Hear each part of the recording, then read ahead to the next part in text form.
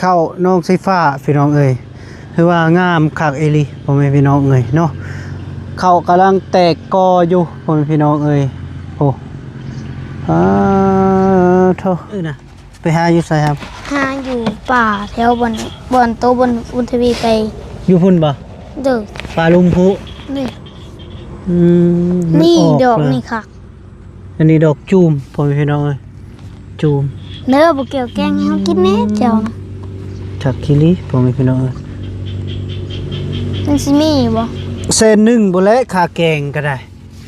บ่มีเงินเลยบ่มีเงินบ่เงินสิซื้อบัตรให้บุญทวีก็ยังสิบ่มีเลย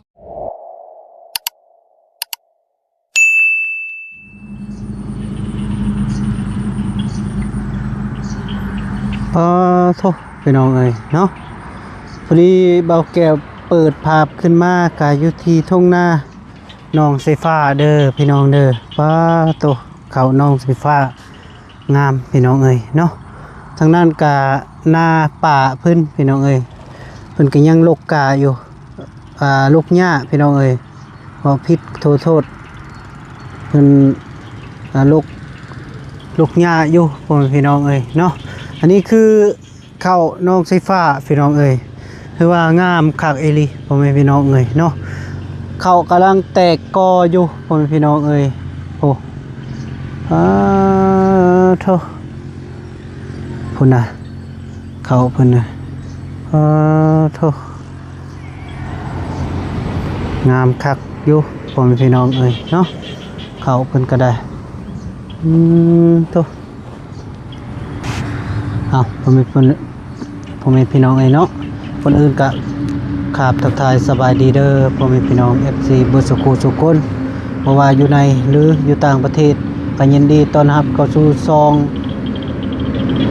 พ่อบ้านป่าสะพานบุญเด้อพี่น้องเด้ออันนี้ก็คือซองที่แรกก็คือซอง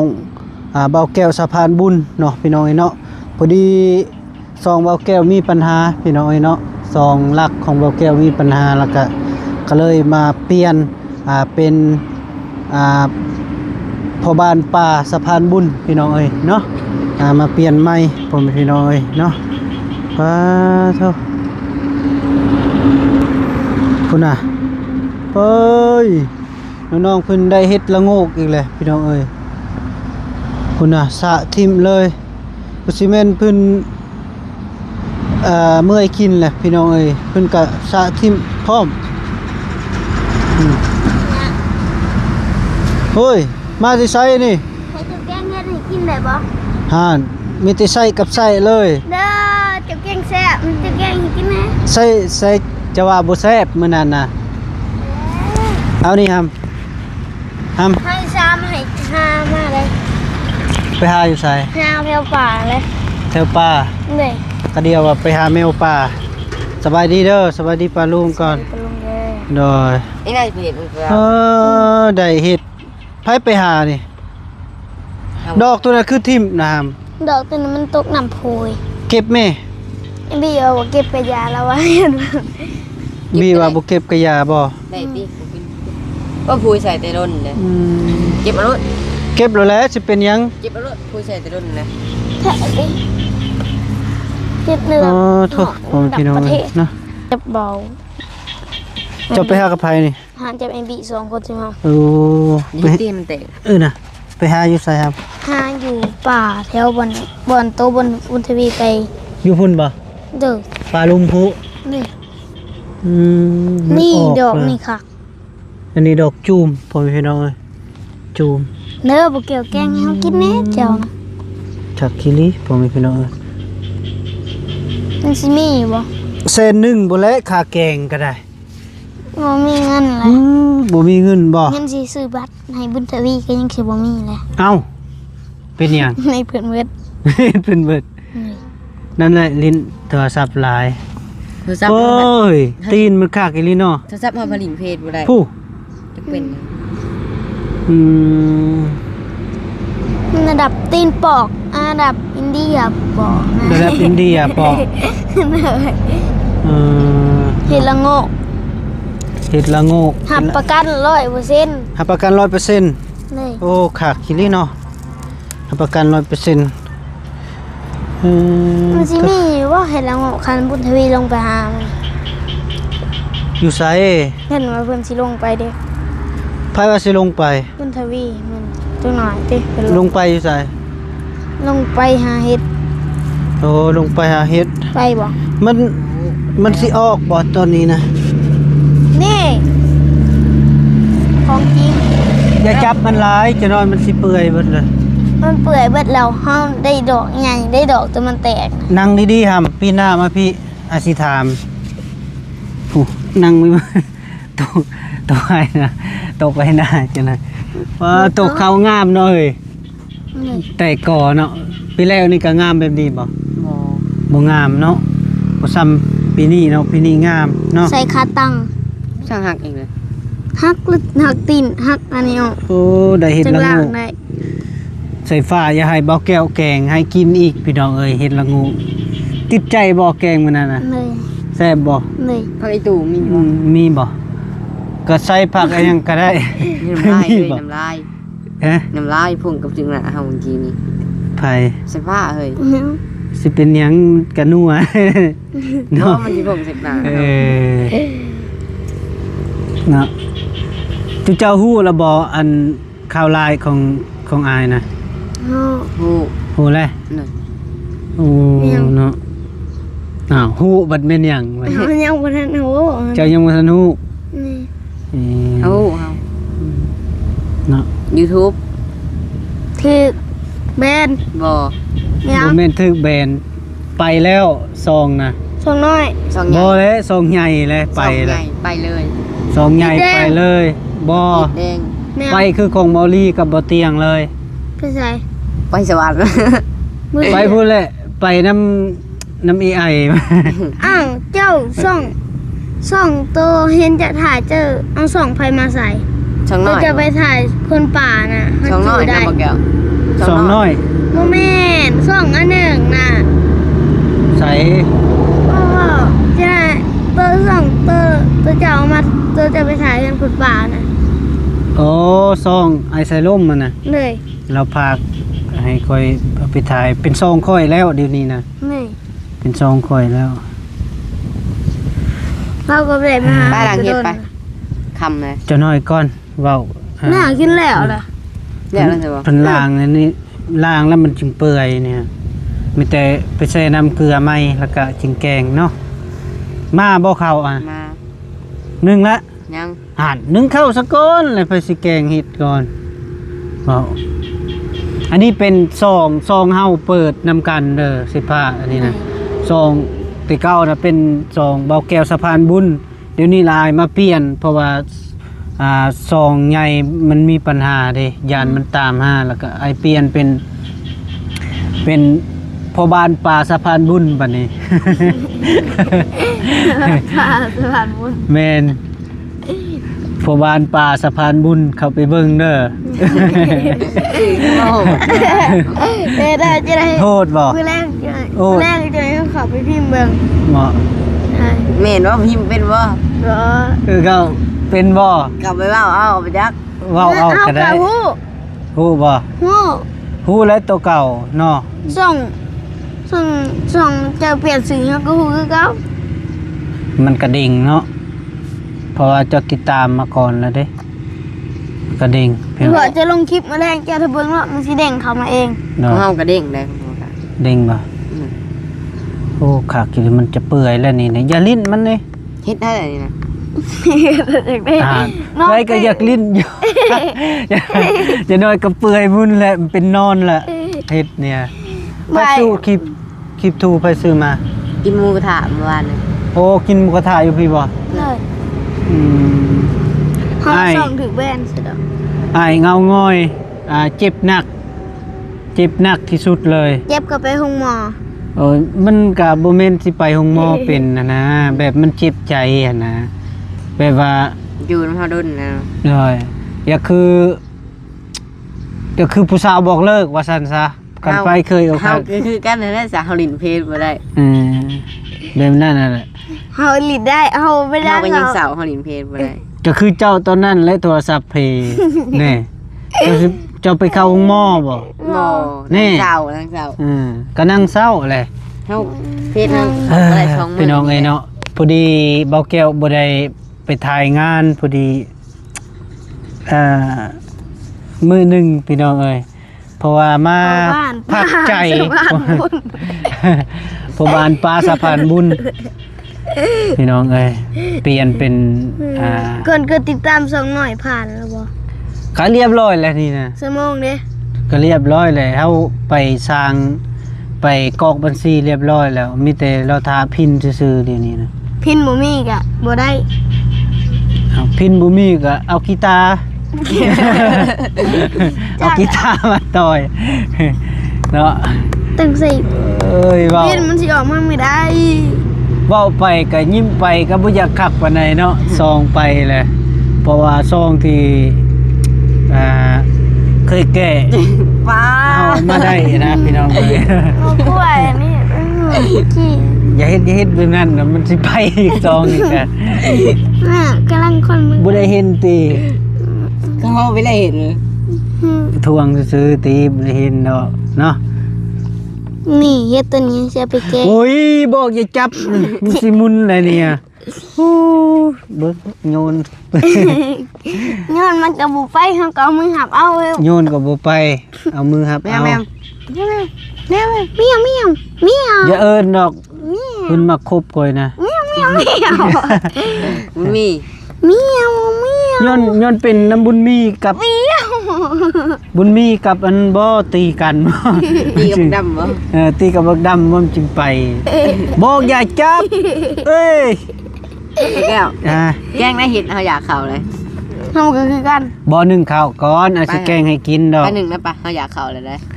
เออ ใส่ น้องสิฟ้านึ่งข้าวท่าแล้วเฮาสิเข้าป่า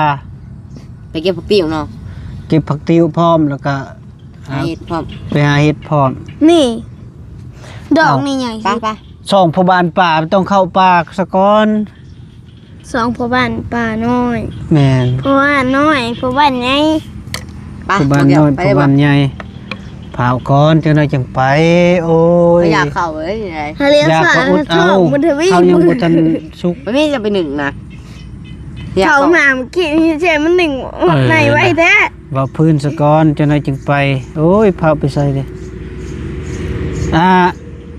น้องบุญทวีฮู้แล้วบ่อัน ทำไมอะ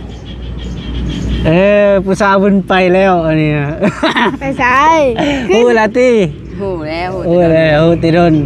เ ไปใส่วะ เอาหัว เนี่ย น้องกิ๊กเอาผัวแล้วเด้ เท่ แต่โดนแล้วเขาไปทำแผลกันเลย น้องกิ๊กเอาผัวบ่ได้น้องบุญทวีก็อกหักบ่ บ่ บ่แม่นเพิ่นเฮ็ดเจ็บท้องมื้อนั้นซะบ่อกหักแต่บ่จ้าบ่โอ้ค่ะ เว้าหยอกพี่น้องเอ้ยเว้าหยอกน้องเพิ่นจะก็บ่เป็นหยังเนาะก็เอาเนาะ เขาบ่อยากได้ พาไปใส่เนาะ เลย อายุยังน้อยๆนึงสิเอาเมียจะน้อยสิบ่กุม ลูกออกมาจะสิกอดให้ได้ โอ้ยบ่อยากเอาบ่อยากเอาเด้ อย่าเฮ็ด แหมเอา เฮ็ดมีสิไปเบิดเลยจังหน่อยนะออกก่อนพี่หน้ามาพี่ เสียเฮาเอา บอก สมโต อย่าเฮ็ดกันไปบัวนี่ เอาดีๆได้ทำออกมาได้หน่อย นี่ เห็นคัก ทาสติ๊กขึ้นใหม่ อยู่ดีๆอย่า ทำหมูปลออยู่ใส่สลิป เน้นบอกขั้นเลยดิอย่าเฮ็ดกันนะ ใช่ อย่าโยกแบบนั้นอย่าโยก สูงสั่นสามสั่น เสือกละทับสัตว์ อย่าเฮ็ดแบบนั้นนะซองค่อยสิไปอีกพอดีแล้วสิเจ็บตื่ม อีกอ่ะ สิได้มาลงโทษซองเฮาซ้ำนี่นะน้องสิฟ้าฟานอะไรซองยังบ่ทันได้เงินซ้ำ พี่ได้เลย ฝากบอกพ่อแม่พี่น้องติดตามแล้วก็ พ่อแม่พี่น้องค่ะไปกดติดตามพ่อบ้านป่าเด้อ พ่อบ้านป่า พ่อบ้านพ่อบ้าน พ่อบ้านป่าสะพานบุญ พ่อบ้านป่าสะพานบุญป่าลุงค่ะไปกดติดตามเด้อ โดยเป็นซองเฮาเพราะว่าเฮาเปลี่ยนเด้ เอาเปลี่ยนเป็นซื้อซองนะ บัวแก้วสีสองตัวเจ้าจะมันเปลี่ยนสีสองยังวะ ตัวใด บ่แก้วสะพานบุญ ที่เก่านะเบาแก้วสะพานบุญ แท้บ่แม่น แม่นนั่นแหละ แม่อะไรชื่อไปเปิดคลิปตัวเจ้าเห็ดสองน้อยตัวเจ้ามาบอกหักแหละ ก็เบาแก้วสะพานบุญ บ่แม่นบ่แม่น แม่ เป็นอะไร เป็นในนั้น ฉันเลยจะเข้าไปเบิ่งก็ อ่านหนังสือบ่ได้เป็นน้ำมั่วเพิ่นอะไร กับเบาแก้วสะพานบุญแล้วก็บัดนี้ไอเปลี่ยนเป็นผู้บ้านปลาสะพานบุญปะเนี่ย บ่แม่น บ่แม่นอีกแล้วบ่แม่นได้ไดเจ้าของซองอยู่พี่เลยเห็นว่าบ่แม่น ฮาโดวีซองก็จัด ตะกี้สิพ่ะเพจมึงตอนนั้นสื่ออะไรวะ เสียง สื่อเพจมันก็ทำอิดนั่นแหละเว้ย จีบ่ได้เลย คือเปลี่ยนใหม่อีก มันสิกลับมาเดือนใดก็บ่ฮู้ซองมันไปแล้ว เดือน8เดือน9เดือน10เดือน11เดือน ประมาณเดือน10พุ่นแหละเดือน10เดือน11 เดือน12 3 เดือนเด้ 3 เดื อั อน น นี้ก็เดือน7 8 9 10พุ่นแหละเดือน10คันมันสิกลับ ทางบ่กลับกะ เดือน8 บ่ได้เลยของวอลี่ได้หยังกลับ กลับแล้ว กลับแล้วบ่ ยังติ บ่แก้วเราใส่2ใหม่2ใหม่ วอลี่แล้วมีหลายช่องเนาะ 4 5 2บุของเราเครื่องได้ก็มีเบิดเราถ่ายนะ3เครื่องแล้วใส่โฟนเบิดเลยมิ่งโคตรจะใหญ่ เสียดายสิจ้อยซองพี่น้องเอ้ย เจ้ากระสางอีก2นึงมันติดแบนก็ยังไม่ถึงแบน2นี้เจ้าก็ลิง2นั้น มันแบนตลอดมันก็บ่ไหวเลยเฮ้ย แบนเจ้ากระสางเอา บักแล้วเพจเฮาลิ้นช่องเพจ3เพจถึงงับจนหมดงับตลอดจักเป็นหยัง งับบ่ ของพ่อเฮาก็คือมีแต่ของเฮาบ่ถึงงับ เนาะก็พอเจ้าก็งับอีกเลย งับได้พอเก่าได้เราถึงงับเพจแล้วเนาะ งับมันยังฮู้ได้ พอเก่าผู้ใด พอเท่ๆเฮามัน พอแท้ๆผู้มานี้ ไม่ ถึงงับอีกเลย ไม่ของเราถึงงับได้ งับก็มันลิ้นพี่ คือ เลย คือหากระตังไง ถืองับของเราของเฮาบ่ได้ถืองับเลยจะเป็นหยัง ถือ ของไอ้พี่ก็บ่ได้ถือ ก็ห้าบ่ถือจักเป็นหยังสิดังใหม่อีก ต่างไปโรงเรียน10,000บ่ได้จังต่างได้ ก็10,000สิแม่น10,000 20,000 ดีกับ20,000 ของเจ้าระงับเลย ยังได้ของเฮา มีแต่ของเฮา เฮายังลิ้นได้สบายของเฮาลิ้นได้สบายใจ เนาะพี่น้องเอ้ย ลิ้นได้สบายใจ อุกต้องระมัดระวังแล้วเดี๋ยวนี้นะการซองนี่เนาะ ตอนนั้นบ่เตียงก็ถึงเห็น ทึกตอนขึ้นพุ่นแล้ว ขึ้นใช่ขึ้นไทย บ่ขึ้นอยู่เมืองลงแจงพุ่นแล้ว ผู้เนาะ แจ้ง อยู่ทั้งคู่พุ่นน่ะบ่ แม่น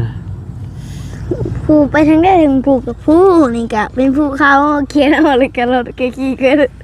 อยู่นี่บ่มีดอกผู้กันจะไปเบิ่งมีแต่ผู้กับผู้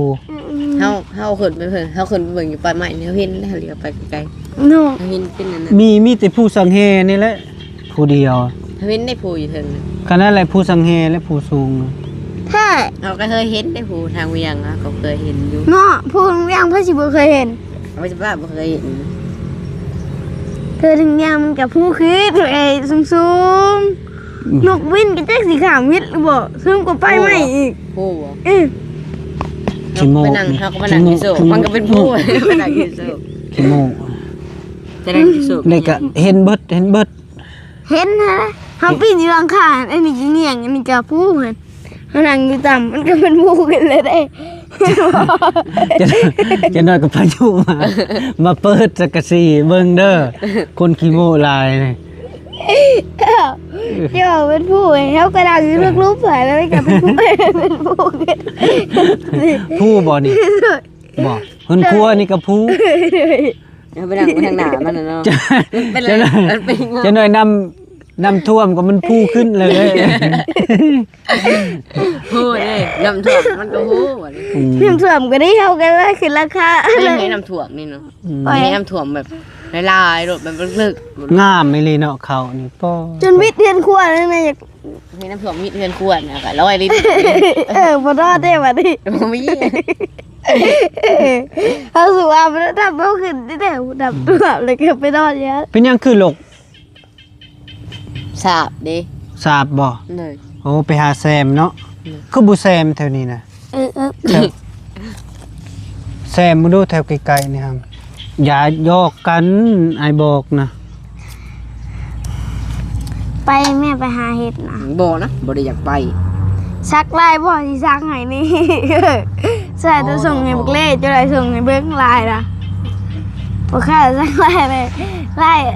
ลายกัน เว้าบ่ไปค่ะ ลาย เว้าบ่ไป จะมึง ก็บ่ได้กับมึง จะมึง หัวคนเดียว ก็เดียวว่ารถจักรซะดอก จักไอ้เนี่ย ห่าน ยามาฮ่าแม่ นี่รถจักรแต่งนะ เย็บ